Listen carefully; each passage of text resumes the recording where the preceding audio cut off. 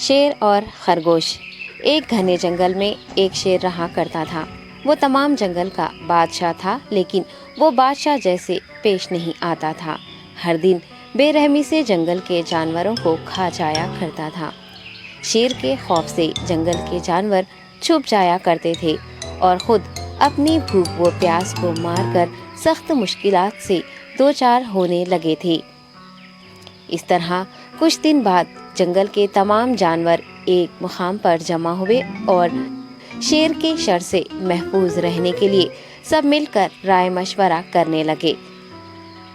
سب نے اپنی اپنی بات رکھی اور آخر میں ایک گیدڑ نے کہا، میرا خیال ہے کہ ہم روز شیر کے ہاتھوں مرنے کے بجائے ہم خود ایک بار شیر کے پاس چلے جائیں۔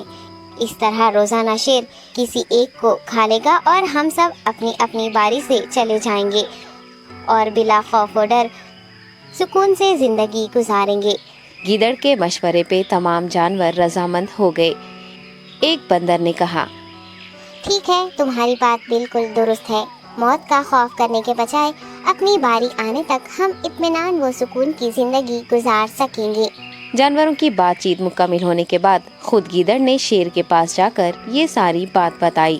گیدڑ کی باتیں سننے کے بعد شیر نے کہا، میں بادشاہ ہوں، اس لیے تم سب کی بات مان رہا ہوں، لیکن ایک بات غور سے سن لو۔ اگر کسی دن مجھے جانور ملنے میں تاخیر ہو جائے تو میں خاموش نہیں بیٹھوں گا اور دوبارہ تم سب پر حملہ کرنا شروع کروں گا۔ شیر نے بڑے غصے سے یہ سب کہا۔ شیر کی باتیں سن کر گیدڑ نے سر ہلاتے ہوئے حامی بھر دی اور وہاں سے چلا گیا۔ اس دن کے بعد ایک ایک جانور بلا ناغہ اپنی اپنی باری کے مطابق شیر کے پاس جانے لگے اور شیر سکون سے اپنے پاس آنے والے جانوروں کو مار کر اپنی بھوک مٹانے لگا۔ یہ معاملہ ایسے ہی چل رہا تھا اور ایک دن شیر کے پاس جانے کی باری ایک خرگوش کی آئی۔ وہ خرگوش بہت ہی ہوشیار تھا۔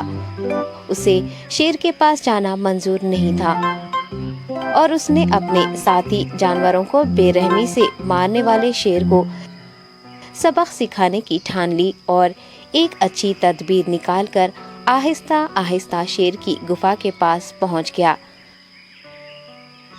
تاخیر ہو جانے سے شیر کافی غصے میں تھا اور خرگوش کو دیکھ کر غصے سے کہنے لگا، میں نے تم سب کو پہلے ہی کہہ دیا تھا، دیر ہو جائے تو میں خاموش نہیں بیٹھوں گا۔ تم نے وعدہ خلافی کی ہے، اس لیے میں جنگل جا کر من چاہے جانور کا شکار کر کھا جاؤں گا۔ تب خرگوش نے شیر سے کہا، معاف کر دیجیے بادشاہ سلامت، غلطی ہو گئی اور اس کا ایک واجب سبب ہے۔ اطمینان رکھیے، میں بیان کرتا ہوں، آپ سنیے اور اس کے بعد آپ آرام سے مجھے مار کر کھا لیں۔ شیر نے پھر غصے سے کہا، وہ کیا بات ہے، جلدی بتاؤ۔ خرگوش نے کہا، بادشاہ سلامت، میں آپ کے پاس آ رہا تھا اور راستے میں مجھے ایک شیر مل گیا اور مجھے مارنے کے لیے آگے بڑھنے لگا۔ میں نے آپ کی بہادری کی بات اس شیر کے سامنے رکھی، لیکن وہ شیر آپ کے بارے میں بہت برا بھلا کہنے لگا۔ یہ سن کر میں نے غصے سے کہا، تم ہمارے جنگل کے نہیں ہو، ہمارے بادشاہ کے بارے میں ایسی باتیں مت کہو۔ یہ سن کر وہ شیر مجھ پر حملہ کرنے کے لیے تیار ہو گیا۔ یہ دیکھ کر میں نے کہا، تم مجھے مارو گے تو ہمارے بادشاہ تمہیں ہرگز نہیں بخشیں گے۔ تب اس شیر نے کہا، تمہارا بادشاہ میرا کیا کر لے گا؟ میں نے کئی ہاتھیوں کو اپنے پنجے سے مار گرایا ہے، تمہارا بادشاہ ہو یا کوئی اور ہو، میرے ہاتھوں بچ نہیں سکتا اور میرے سامنے کوئی ٹک نہیں سکتا، میں اسے ختم کروں گا۔ یہ سب بدتمیزی کرنے لگا۔ میں نے اس شیر سے کہا، تم ہمارے بادشاہ سے آ کر بات کرو۔ تب اس نے فخر سے کہا، میں کیوں آؤں؟ تمہارے بادشاہ میں دم ہے تو اسے ہی یہاں لے کر آؤ۔ یہ کہہ کر مجھے دبانے لگا۔ بادشاہ سلامت، اسی لیے آنے میں تاخیر ہو گئی۔ یہ سنتے ہی شیر غصے سے کہنے لگا، چلو ابھی چلتے ہیں، اسے ختم کر دوں گا۔ یہ سننے کے بعد خرگوش نے شیر کو جنگل کے درمیان موجود ایک کنویں کے پاس لے گیا۔ خرگوش نے کہا، بادشاہ اس کے اندر دیکھیے، وہ وہاں آپ کا بے صبری سے انتظار کر رہا ہے، آپ اسے اچھا سبق سکھائیے۔